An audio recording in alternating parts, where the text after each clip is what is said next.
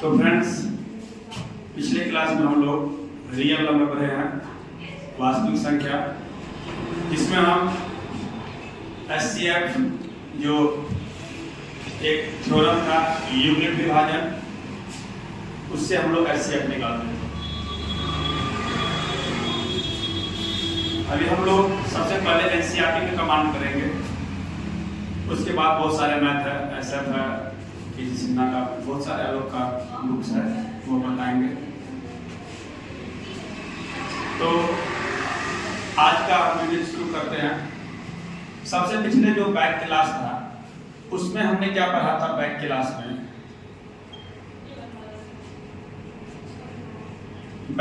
में यूक्लिड विभाजन,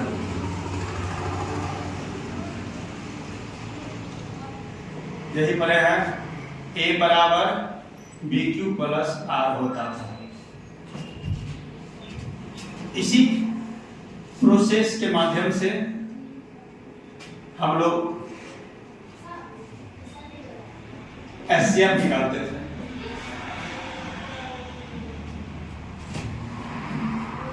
माइक में गड़बड़ी हो चुकी थी। चलिए अब ठीक है। तो अब जो अगला सवाल है आप लोगों को, एनसीईआरटी का मोस्ट वीवीआई क्वेश्चन है, वह यह है कि दर्शाइए कि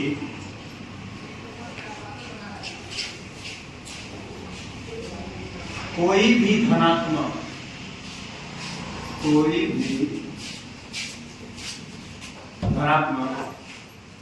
तो एनसीईआरटी का मोस्ट वीवीआई क्वेश्चन है, दर्शाइए कोई भी धनात्मक विषम पूर्णांक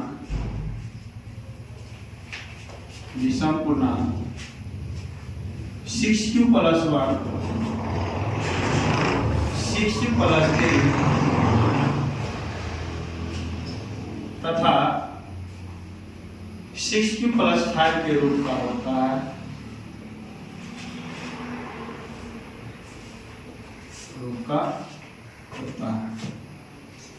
जहां Q कोई पूर्णांक है। एनसीईआरटी का यूक्लिड विभाजन का सबसे इंपॉर्टेंट क्वेश्चन है। बिहार बोर्ड हो या सीबीएसई बोर्ड, एनसीईआरटी का यह क्वेश्चन आता ही है एग्जाम हॉल में। तो हम लोग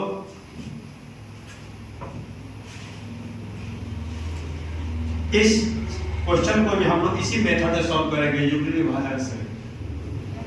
तो हम पहले मानेंगे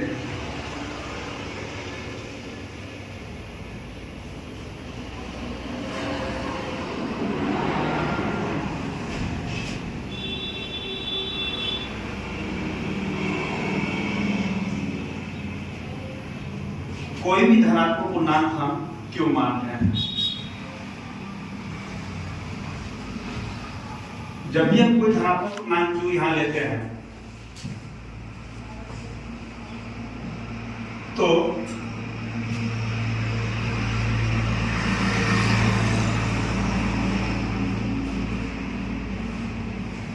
यूक्लिड विभाजन से क्या होता है? a बराबर बी क्यू प्लस आर। जबकि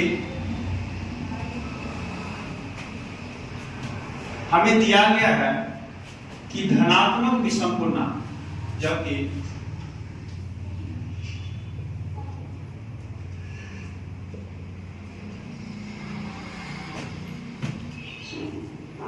(6q + 1 6q + 3 तथा 6q + 5 के रूप का है। अर्थात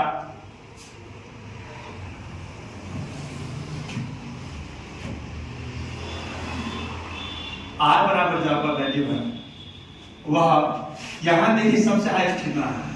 सबसे हाईएस्ट मेरा 5 है। जब भी यहां हाईएस्ट हम लोग देखेंगे, जो सबसे बड़ा होगा आर का वैल्यू वहीं तक जाएगा।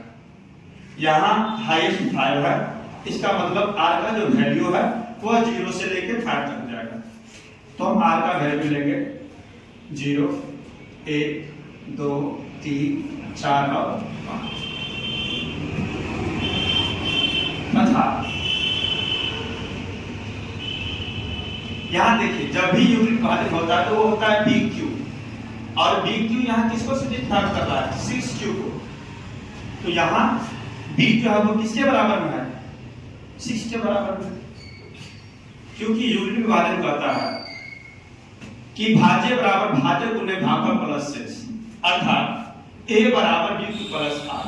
तो यहाँ Q से जो है B को मल्टीप्लाई किया गया है और यहाँ Q को 6 के साथ मल्टीप्लाई किया गया है। इसका मतलब है कि B का हमारा वैल्यू कितना हो गया 6 हो गया। अब हम इसी R के वैल्यू को उस थ्योरम में पुट करेंगे। सबसे पहले R का वैल्यू 0 लेने पर,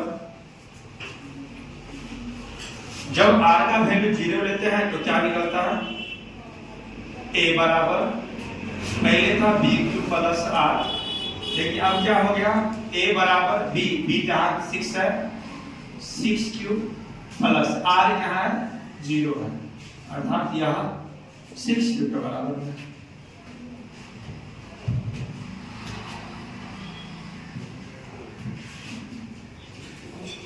फिर हम लोग R का वैल्यू 1 लेंगे तो क्या हो जाएगा A बराबर BQ के जगह पे हो जाएगा 6Q प्लस R के जगह हो जाएगा 1। फिर R बराबर 2 लेंगे तो क्या हो जाएगा A बराबर 6Q प्लस 2। R बराबर 3 लेने पर A बराबर 6Q प्लस 3। R बराबर 4 लेने पर तो A बराबर 6Q प्लस 4, और अंतिम क्या है कहां तक है 5 तक है। मतलब हम R का अंतिम मान कितना लेंगे 5 लेंगे, तो A बराबर हो जाएगा 6Q प्लस 5। अब हम इसमें देखेंगे हमें यहाँ पे सत्यापित करने के लिए कह रहा है कि 6Q प्लस 1, 6Q प्लस 3 और 6Q प्लस 5 यह किसका है धनात्मक विषम पूर्णांक है। तो ये सभी मेरा ये धनात्मक पूर्णांक है, ये जितना भी मेरा वैल्यू आया, अतः आप यहां देख लीजिए क्या सब आया है 6Q plus 1, 6Q plus 2, 6Q plus 3, 6Q plus 4 तथा 6Q प्लस 5। यह एक धनात्मक पूर्णांक है। ये धनात्मक पूर्णांक है और इसके बीच से हमको सम पूर्णांक को निकालना है, और जो बच गया वह मेरा विषम पूर्णांक निकल गया। तथा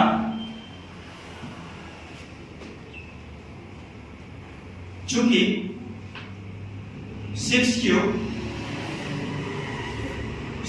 प्लस 2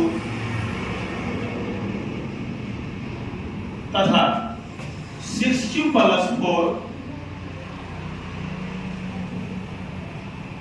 यह एक धनात्मक समपूर्णांक है।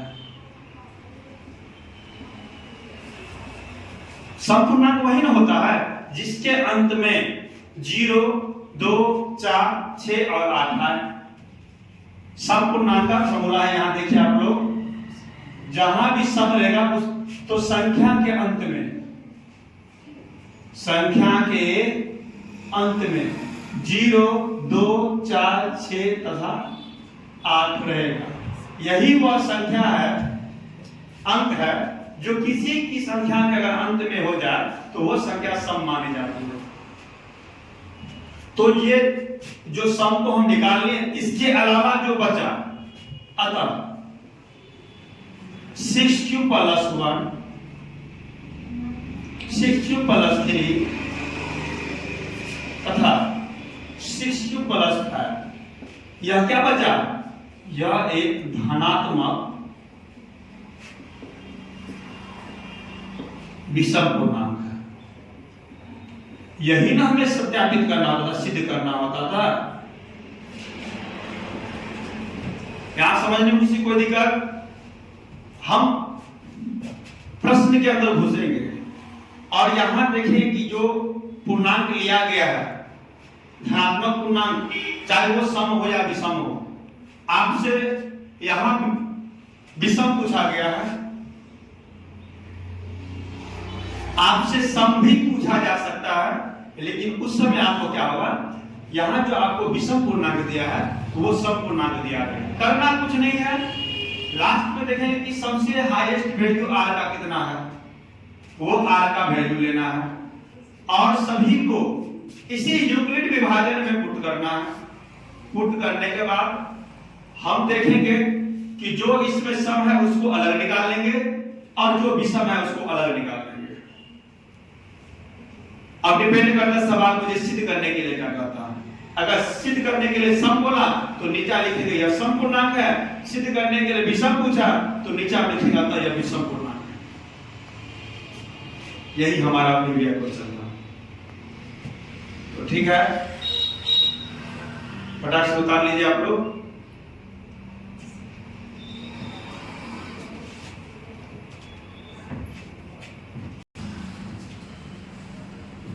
चलिए उतार लिया आप लोग। अब हम लोग चलते हैं नया टॉपिक, अभाज्य गुणनखंड विधि। मिटा दे, आई होप आप लोग समझ गए होंगे। चलिए गुड, उतार ले सभी।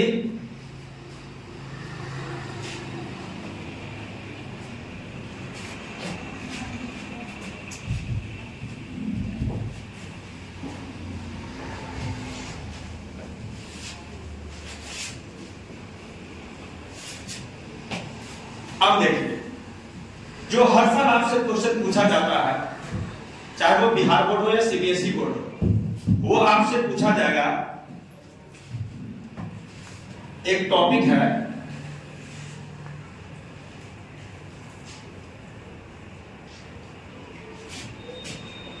अभाज्य गुणनखंड के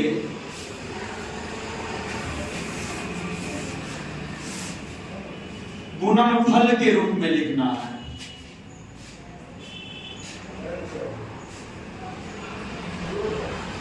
समझिए आप लोग। तो इसमें करना कुछ नहीं है, आपको सबसे पहले यह समझना है कि यहां क्या रहा है, अभाज्य गुणनखंड, यानी किसी भी संख्या का एलसीएम और गुणनफल। गुणनफल का मतलब होता है कि आप जो एलसीएम निकाले हैं वो उसमें कौन सा अंक कितना बार रिपीट हुआ और जितना बार वो रिपीट हुआ है उसको शॉर्ट फॉर्म में लिखना, छोटा छोटा रूप में लिखना। कैसे समझेंगे? जैसे एक सवाल आपके सामने है कि 140, आपसे सवाल पूछा गया संख्या 140 का अभाज्य गुणनखंड के गुणनफल के रूप में लिखना है। देखिए, तो सबसे पहले क्या बताया हुआ, आप इसका एलसीएम करिए।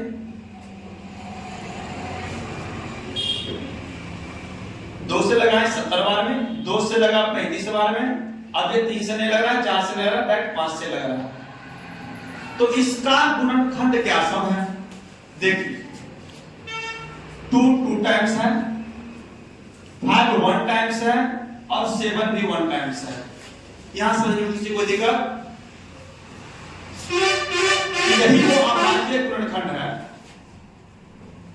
यहां पे 2 कितना टाइम्स आया है? 2 टाइम्स, तो उसके पावर 2 कर दिए। 5 कितना टाइम्स है? 1 टाइम्स। 7 कितना टाइम्स है?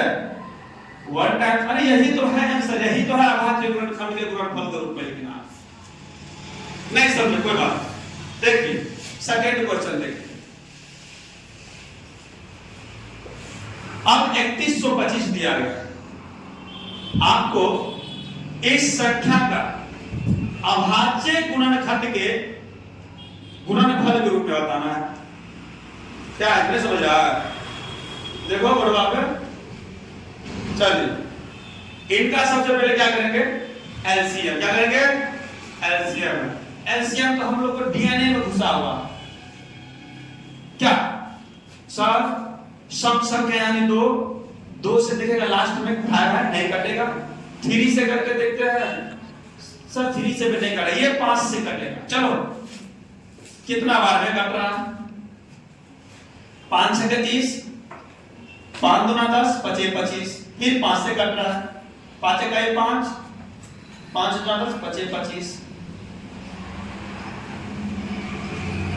क्या सही है ना?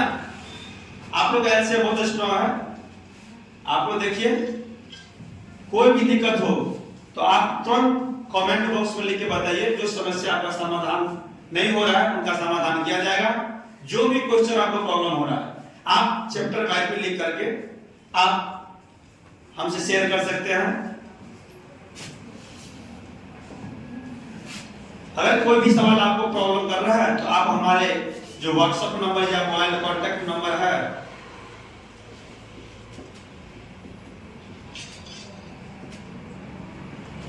सेवन 500450301, इस नंबर पे आप क्वेश्चन का भी फोटो खींच के भेज सकते हैं। आपको तुरंत उस पर कार्रवाई की जाएगी, अब तुरंत सवाल को बनाकर आपके सामने पेश किया जाएगा। चलिए, या अधिक जानकारी के लिए अगर लाइव देखना चाहते हैं तो मैथ पॉइंट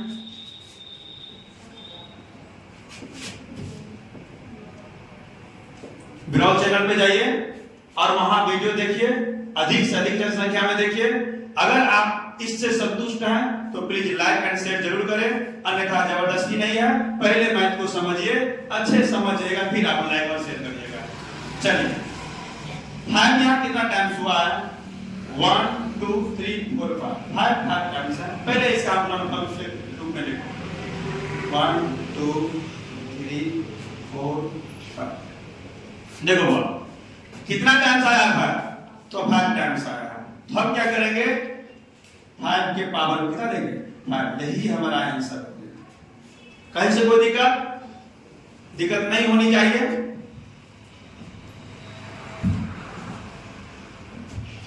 चलिए, ये हमारा था क्या, अभाज्य गुणनखंड के गुणनफल के रूप में लिखना। समझ गए? अब आपको एक नया टॉपिक पूछेगा। क्या पूछेगा, अभाज्य गुणनखंड विधि से एचसीएफ और एलसीएम निकालिए। देखिए, अभी हम अभाज्य गुणनखंड को सिर्फ गुणनफल के रूप में लिखे हैं। क्या कहीं से कोई दिक्कत? अब जो हम लिखेंगे वो है अभाज्य गुणनखंड विधि से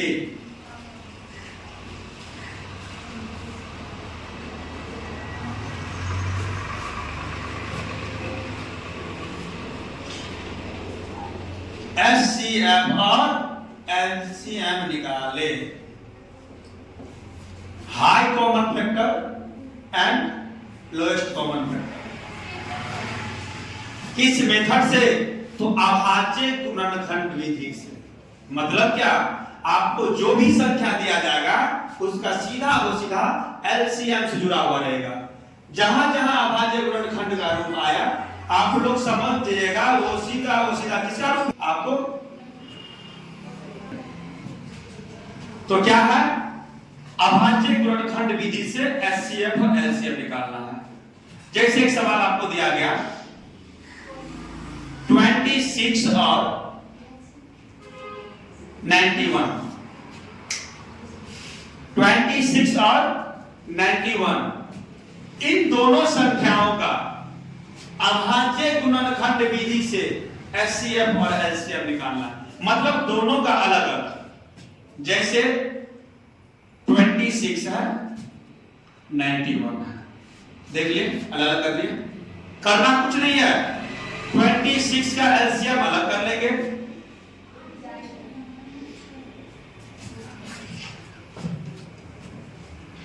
क्या हो गया 2 इंटू 30, 91 का अलग लिख लीजिए। देखिए ये 2 से नहीं कटेगा, 3 4 5 6 से नहीं कटेगा, डायरेक्ट 7 से कटेगा 39 से, तो हो गया 7 इंटू 30। अब देखिए अभाज्य गुणनखंड विधि बोला, हमने कर दिया, कहीं से कोई दिक्कत नहीं होनी चाहिए।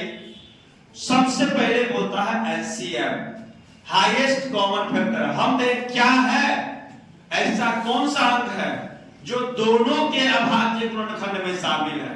तो सर दोनों में क्या है 13 शामिल है, इसका मतलब है इसका जो एचसीएफ निकलेगा वो क्या निकलेगा 13 निकलेगा। कहीं से कोई दिक्कत? चलिए सब एचसीएफ हो गया, अब हमें निकालना है एलसीएम। चलिए अब देखिए जो शेष बच चुका है उनका मल्टीप्लाई करते हैं, क्या है 2 इंटू 7, जो शेष बच गया उससे गुना कर दिए और लास्ट में उसको जो आपका एचसीएफ आंसर आया है, दोनों में एचसीएफ क्या है 30, तो 30 से गुना करिए। 2 सत्ते 14, 14 दे रहे 182।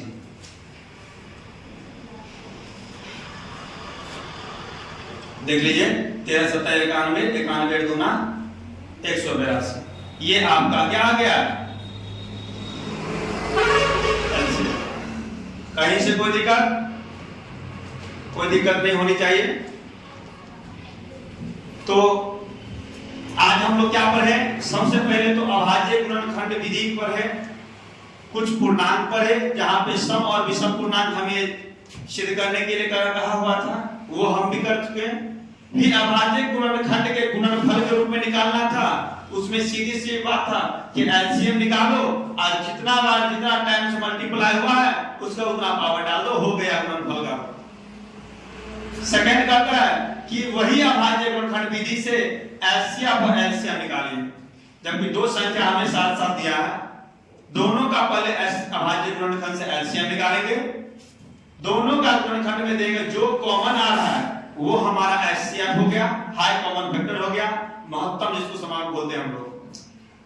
ठीक, फिर जो शेष बचा है मल्टीप्लाई का, उस हिस्सा का मल्टीप्लाई होगा, साथ ही साथ जो एचसीएफ का आया था वो एचसीएफ से मल्टीप्लाई करेंगे, हमारा एलसीएम निकल जाएगा। नहीं समझे तो एक क्वेश्चन और देखिए आप लोग।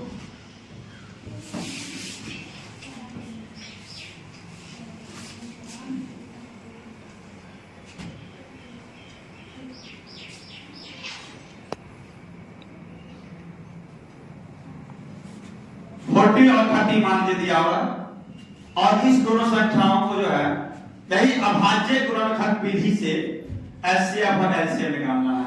चलिए देखिए कैसे निकालेंगे। तो हम सबसे पहले क्या करेंगे, इसका भी एलसीएम निकालेंगे और इसका भी एलसीएम निकालेंगे।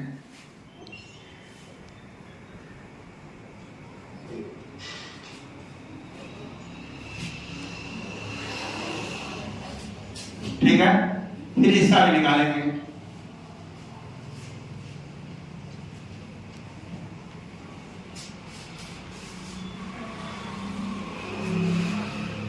और हम क्या देखेंगे कि कौन सा ऐसा अंक है जो दोनों में कॉमन आ रहा है। जो दोनों में कॉमन आता है वो मेरा हाईएस्ट कॉमन फैक्टर एचसीएफ आता है।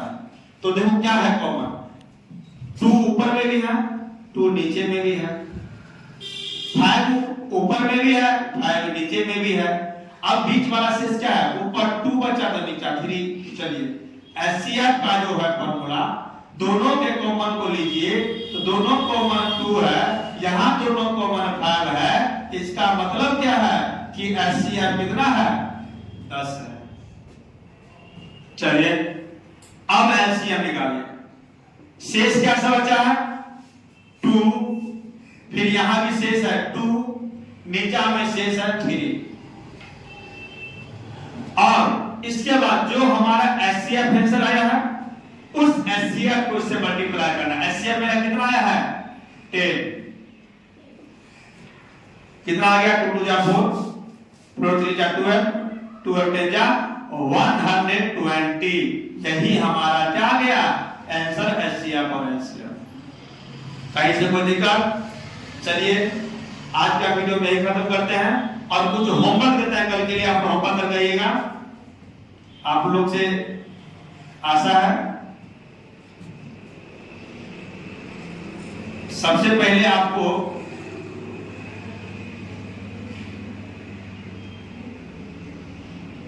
अभाज्य गुणनखंड के गुणनफल के रूप में लिखना है।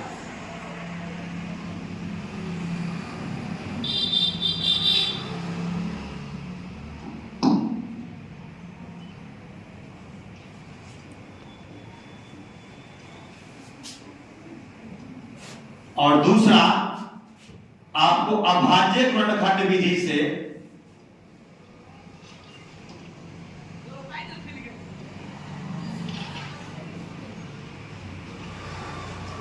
HCF और LCM निकालना है। HCF और LCM निकालना है।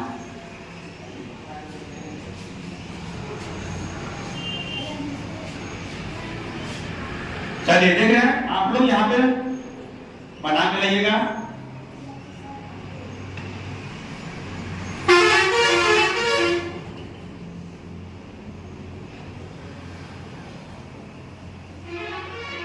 चलिए यही आपका रहा होमवर्क। कल हम लोग 700 में सवाल को सॉल्व करेंगे और देखेंगे कितना बच्चा कितना स्कोर आया, किस तरह सही आया। ठीक, तो आज का वीडियो यही खत्म करते हैं। जय हिंद, जय भारत।